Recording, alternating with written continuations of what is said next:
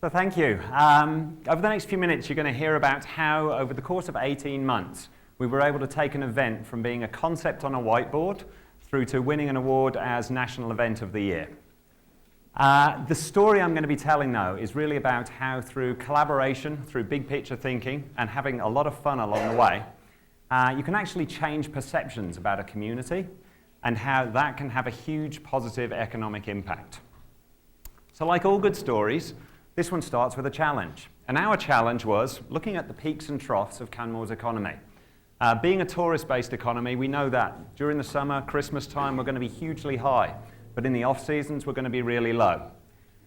Same thing, weekends, we know we're going to be busy. Midweeks get really quiet. And this has a real impact on businesses. You know that at the peak times, there's really not much room for growth. You can't be doing a lot more. But then at the low times, it can get to the point that there's not enough business to truly be sustainable. That in turn can have impacts on cash flow, staff retention, hiring staff in the first place. So what we needed to do was to try and find a way to be able to fill that gap, to be able to lift those, to be able to lift business in those off-season times. So first of all, we had to try clearly the very obvious.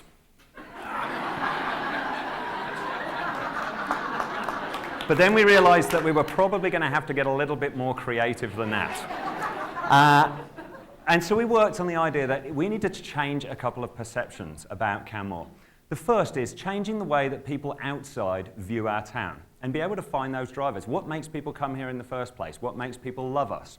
Once we understand that, then we can look and say, how do we change perceptions to be able to, fill that gap in terms of the business? So we put a survey out into the field around Alberta and asked the question, what's the one word you think of when you look at Canmore? So the word cloud here is the results. And these are the top 10 words that came back. Mountains, absolutely, we get that. Free. That's really alarming as a marketer because that suggests that if somewhere else was free, we'd go there instead, but we're going to come to you. But look at the other words. Outdoor activities, hiking, healthy, cross-country skiing, active, biking. It's kind of polarized. Mountain sports we were very, very well known for, and this is from hundreds of responses right the way across the province. Really well known for mountain sports. But what about everything else? Look at the passions within our community. Look at our retail, the unique retail up and down Main Street. Look at our vibrant arts and culture scene. Look at our health and wellness, all the wellness businesses we have. And look at our remarkable dining experiences. And it was here that we first saw the real opportunity. Canmore, as you probably know, is a town of 13,000 people. And we have a staggering number of restaurants, food and beverage outlets. Over 75 food and beverage outlets in a town of this size. And it's not just the number, it's actually the quality of those outlets. Canmore, by its nature, attracts remarkable people, and chefs are among those. So when they come here, they're people who are attracted by the lifestyle, but they bring an incredible amount of talent, creativity, imagination to the table. So we started to work with the food and beverage group, and we started to ask questions. So 3 questions we asked. The first is, what are the challenges facing your industry? The second is, what's your vision, long term? Where can the industry go? And then the third is, what's the low-hanging fruit? The first, pretty predictable answer, peaks and troughs in the economy, finding staff, etc. But it was the other 2 where we started to see an opportunity for change. What's the vision? The word that came back more than anything else in the food and beverage industry was survival. It's all about getting through the next year. It's getting through that next stage. And then when we look at the what's the low-hanging fruit, it became a one-day food festival, a 2-day festival, something could actually showcase the remarkable talent that we have. And this was the second shift that we needed to see, which was how we change ourselves. If the goal is survival, you're never really going to get too far. It's not setting the lofty ambitions. And if a 1 or 2 day food festival is where we're going to start, then we know we're not going to be maximizing the potential that's out there. So we agreed that we were going to do a food festival, but we said that we were going to start bold. And we set a bold vision statement around the festival. Canmore hosts a nationally renowned annual food and drink festival that showcases its world-class dining experiences. 2 really key bits in that. Nationally renowned. We want it to be out there. We want people to think of food. And the second thing is world-class dining experiences. It's a bold statement, but it's one that we believe in, and that we believe that we can take it forward. And in order to be successful, we had 3 keys to success. The first was we needed to think big. So we weren't going to start with 1 or 2 days. We started with 10 days. Now, a little aside on this one. My board told me after the first food festival that they thought we were insane. Why wouldn't we start with a 2-day food festival?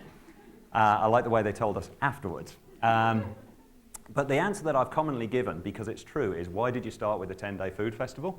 Because the food and beverage industry said no to a 17-day festival.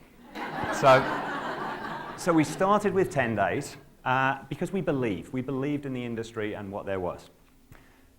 The second thing was inspire creativity and collaboration. This part's about letting go of the control. What we were doing was trying to provide a framework, provide a blank canvas so that the restaurants themselves could get creative. They own the festival. They're the product. They're the people who are going to drive it. And so what we did was we would create the framework there, and then they're able to push forward. And lastly, and perhaps most importantly, have fun.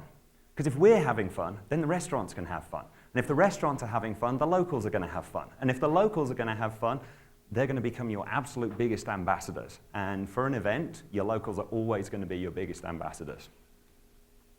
So with all that in mind, we now had our festival. And I want to put this in perspective. It was 2 years and 1 day ago that we actually pitched this to the food and beverage industry for the first time. So it was January the 28th, 2014. Up to that point, it was purely just a concept. So we started our R&D. And we all know what R&D means. Robbery and duplication. I would love to convince you that we have an original idea in our heads, but actually it's a very important thing when you realize that innovation does not have to equal invention. Innovation is simply the introduction of something new. It's adapting things from elsewhere and adapting them to where you are.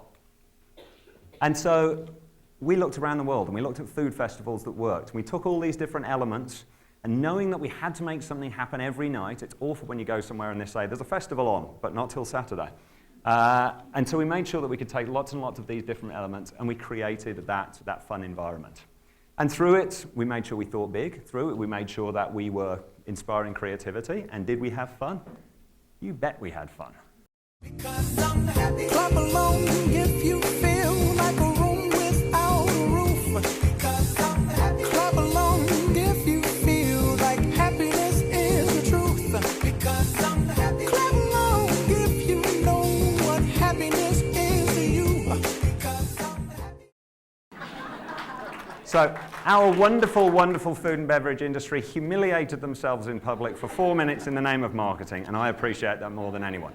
So now we had to pull the festival off. This was actually, by this point, this was the easy point, because the restaurants just took over and they absolutely knocked it out of the park. So what we did, the basis was every restaurant was blanketed into a $19, $29 or $39 menu. They operated that for all 10 nights of the festival. It was a 3-course dinner for that price, and they did the same meal every night. We then did a series of signature events over the top. So we went with tried and tested. We did a wine festival, we did a beer festival.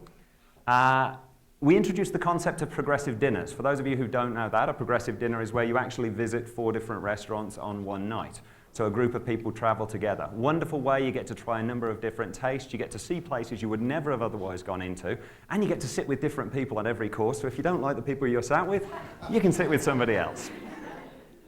And then we wanted to have a real signature event that would get the media going, get the talking. So we went with a long table dinner. Again, with hindsight, you know, if we think about this, this was 1 table, 100 people, 6 restaurants catering 6 different courses, all outside in April, -5. But we pulled it off, and so for year 2 we upped it to 130 people. There were 8 restaurants, 8 courses, and somehow we kept it going.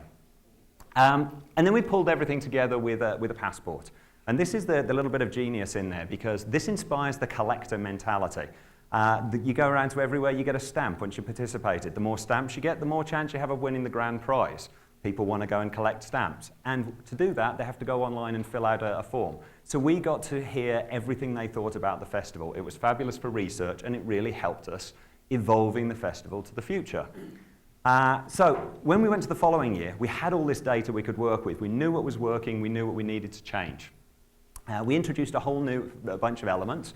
The progressive dinner tours stopped from being by bus, and we introduced things like an Olympian cycle tour, where a local Olympian would take a group of people on a bike on a 17-kilometer ride in April, all the way around town. We introduced a walking tour downtown, a pub crawl. And we added new elements like a whiskey festival, we added a big brunch, lots of different collaborative mechanisms. But we were still looking for the new, big signature event. And we were contacted by a group called Quartetto Gelato, who are a Juno-nominated band out of Toronto. Play a lot of food festivals, and they said, we'd love you to hire us to come out. And our initial response was, thanks, no thanks. Called them back only a few minutes later and said, would you like to try something totally different? What if we got a team of chefs from Canmore and you guys, and you work together and you create a food and music pairing experience? This was something that we hadn't actually seen anywhere else. This was, we think it may have been an original idea. And so we got them working together for 4 months and created in this very room this culinary symphony. So what if we were to try something completely different and actually try pairing of food and music? Oh, the food especially, and great musicians, they were just unbelievable. No, just the full experience, overstimulation of your sensory receptors, right?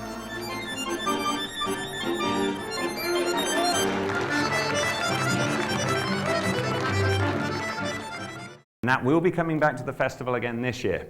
Now, a little bit again, thinking big and being creative on the fly. We had these guys for an extra day afterwards, and we said, wonder if we did some product development for 2016.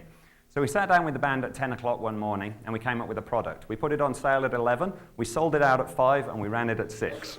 And the Bistro Tour was born, whereby the band travels on a progressive dinner tour, and they eat with the guests, and then they get up and they play a 20-minute set, and then they move on to the next venue. So that's actually going to be happening for 3 nights this coming year. And did we have fun? Again, always coming back to having fun in the process.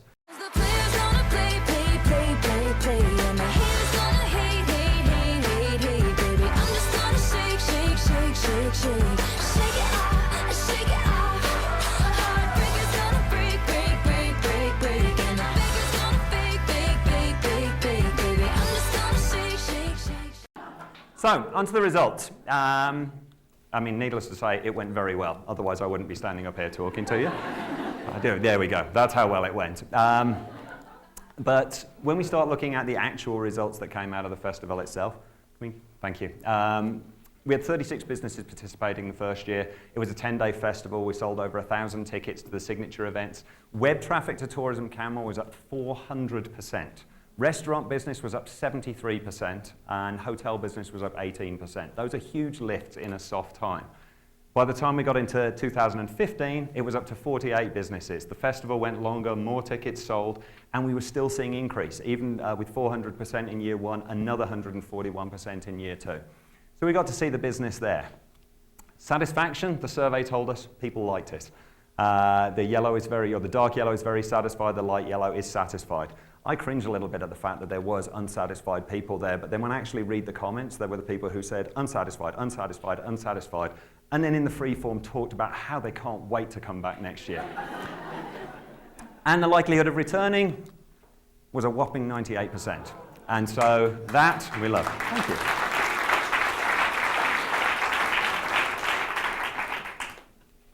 Now, remember, let's go back to the beginning. What I wanted to talk about was not creating a great festival, but about changing perceptions and about being able to have a positive impact on the economy.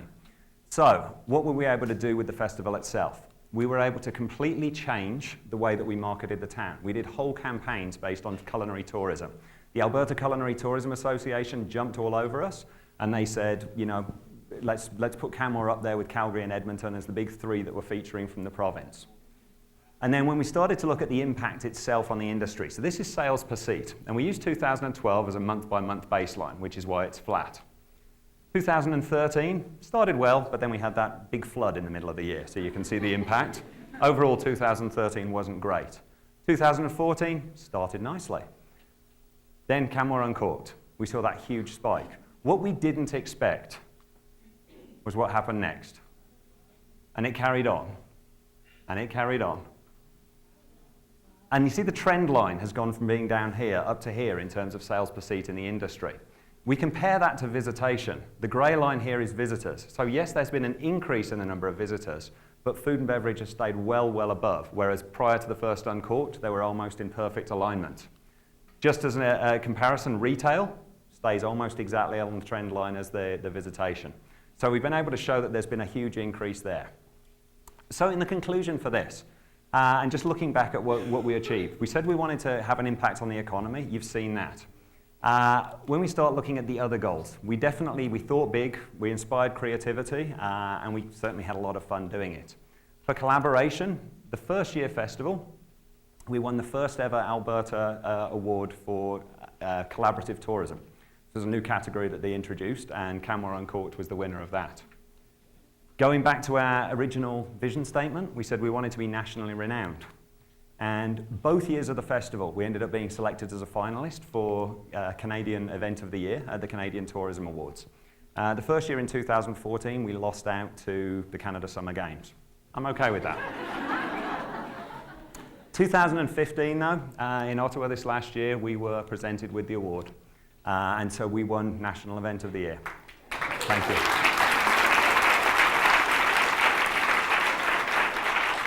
And then circling right back to my original point about changing perception. We put the same survey back into the field in the summer of 2015 and said, now what do people think about Canmore? And you'll see, the words have changed. Mountains is still right there. Hiking is still there. Majestic, relaxing, peaceful, beautiful. Free is gone, I'm really happy to say. Food has crept in. And these are the top 10 words when people are thinking about Canmore around the province. So it just shows what kind of opportunity there is. The other area of perception that we were looking at comes to the restaurant industry themselves. We still talk to them on a regular basis, but it's a totally different language now. We're not hearing the word survival. We're hearing passion. We're hearing new ideas. We're hearing creativity for the future. We're hearing about culinary schools. What could that look like for the future? And it gives us the chance to truly be there, celebrating what we think is the best food in the Rockies. So, just to leave you with that thought, go out there, change people's perceptions, go out there, think big, inspire creativity, most of all, have fun. Thank you.